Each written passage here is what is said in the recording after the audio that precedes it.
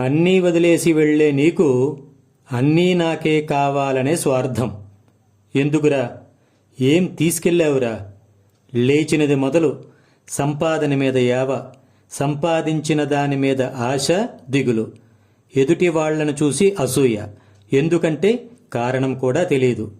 నీ ప్రమేయం లేకుండా ఊపిరి ఆడింది కాబట్టి గాని, లేదా అసలు నీకోసం టైం ఎక్కడ కేటాయించావురా?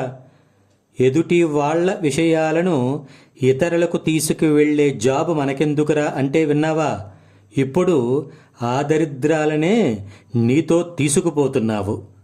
ద్వేషంతో కూడిన దానిని క్షణకాలంలో చేశావు. దయతో కూడిన దానిని ఇదిగో ఇదిగో అంటూ ఇదిగో ఇలా చితి ఎక్కావు. ధర్మం బాగా తెలుసు నీకు, కానీ స్వార్థం నిన్ను ఆచరింపనివ్వలేదు. మరి ఇప్పుడు కాలుతున్నది ఏంట్రా? నీ శరీరం అనుకుంటున్నావా? కాదు, దైవం నిన్ను దయదలిచి నమ్మి ఇచ్చిన ఉత్తమ మానవ జన్మ. మరి మంటలేంటి ఇంతలా చెలరేగుతున్నాయి అనుకుంటున్నావా?